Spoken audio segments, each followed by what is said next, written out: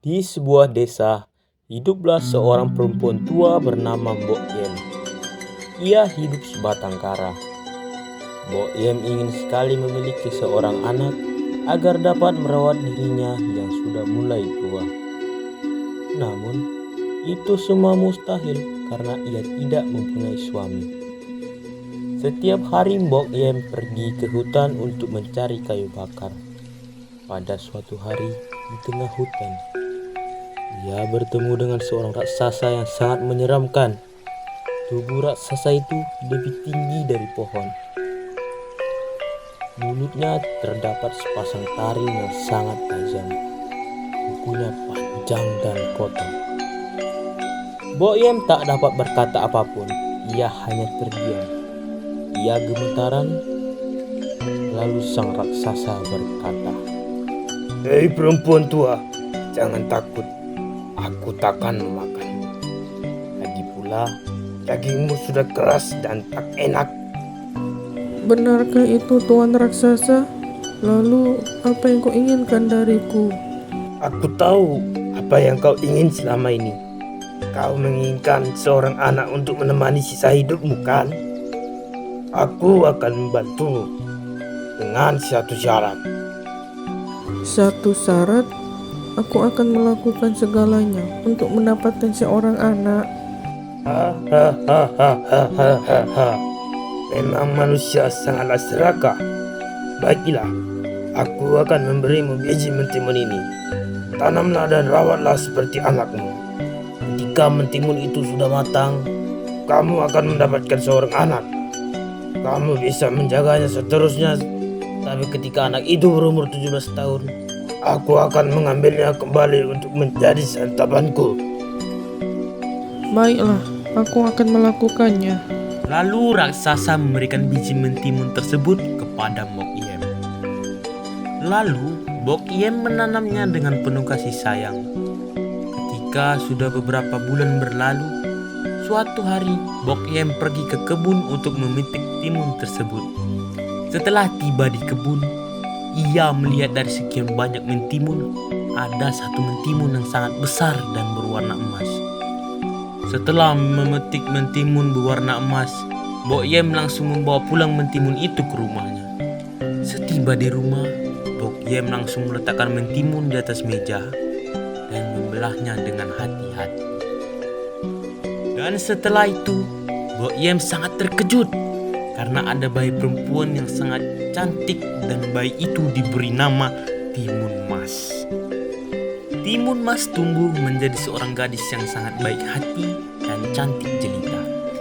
Timun Mas selalu membantu ibunya untuk mencari kayu bakar. Atas kebaikan Timun Mas, Mbok Yem tidak rela untuk kehilangannya yang akan menjadi santapan raksasa. Beberapa tahun berlalu, Timun Mas telah berumur 17 tahun. Sudah waktunya untuk raksasa mengambil Timun Mas. Mbok Yem menyuruh Timun Mas untuk bersembunyi di kamar. Tiba-tiba terjadi goncangan yang sangat keras. Itu adalah langkah kaki raksasa. Mbok Yem gemetar ketakutan. Dengan suara yang keras, raksasa itu berkata, Hei perempuan tua, di mana anak perempuanmu yang telah kau janjikan kepadaku? Dia sedang mandi di kali. Tuan Raksasa, dia sangat bau. Kau pasti tidak akan suka memakannya. Baiklah, seminggu lagi aku akan datang kembali untuk membawanya ke hutan. Maka kembalilah raksasa itu ke hutan.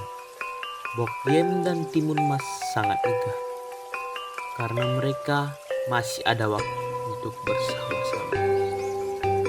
Namun setelah seminggu berlalu, raksasa itu kembali. Ibu dan anak itu tidak mau berpisah. Timun Mas kembali bersembunyi. Dan dengan suara yang keras kembali, raksasa itu berkata, Hei perempuan tua, aku kembali untuk menagih janjimu. Cepat serahkan anak perempuanmu. Maaf, Tuan Raksasa. Timun Mas sedang menjual kayu bakar di kampung sebelah. Bila saja kau datang lebih pagi, kau akan bertemu dengannya. Baiklah, akan ku beri 1 minggu lagi.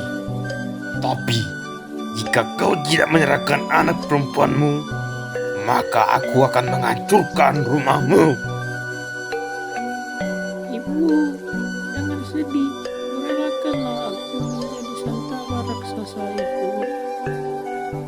Tidak anakku, ibu tidak akan membiarkanmu menjadi mangsa raksasa jahat itu.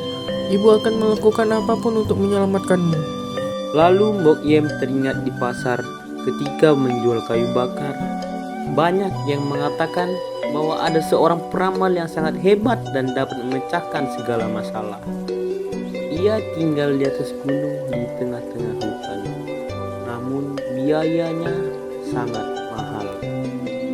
Anakku, ibu akan pergi ke tengah hutan untuk menemui seorang peramal yang akan membantu kita. Tapi ibu, di tengah hutan sangatlah berbahaya.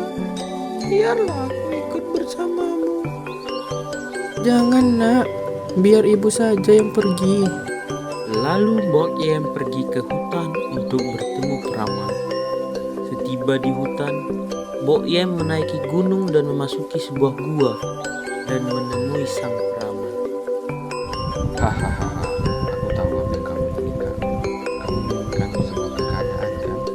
Bukan itu yang kuinginkan. Ini soal anakku. Raksasa menginginkan anakku. Aku tak tahu apa yang harus kulakukan. Tolonglah, bantu kami. Apa? Raksasa? Baiklah, aku akan membantumu, tapi kau harus membayarku dengan sangat mahal. Aku hanyalah penjual kayu bakar, tapi aku akan berusaha untuk membayarmu. Aku pikir tak ada yang bisa mengalahkan raksasa yang tingginya melebihi pohon dan bergigi tajam. Sudah cukup. Aku hanyalah seorang penipu. Aku tak dapat melawannya. Lalu sang peramal beranjak pergi dari tempat itu. Mbok Yem sangatlah sedih. Ia tidak tahu apa yang harus dilakukannya. Ketika perjalanan pulang, ia merasa lelah. Mbok Yem beristirahat di bawah pohon sejenak, dan ia bermimpi ada seorang peri yang menghampirinya. Hai Mbok Yem, aku akan membantumu dari Timun Mas untuk mengalahkan raksasa. Benarkah? Apa yang harus kulakukan? Suruhlah Timun Mas lari dari rumah dan bekali dirinya dengan biji, timun, jarum, garam, dan terasi. Itu adalah senjata bagi Timun Mas untuk melawan raksasa. Lemparkan satu persatu pada raksasa saat Timun Mas berada dalam bahaya. Lalu Mbok Yem menyiapkan segalanya. 1 minggu berlalu.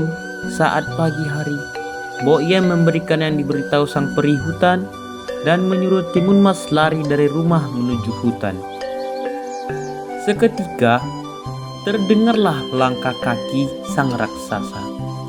Ia melihat Timun Mas berlari menuju hutan. Hei raksasa, kemarilah dan tangkap aku kalau bisa. Lalu sang raksasa pun mengejarnya. Meskipun panik, Timun Mas masih mengingat perintah ibunya untuk melempar bekal yang sudah disiapkan. Benih mentimun yang dilemparkan langsung berubah menjadi ladang mentimun dengan buah yang besar-besar.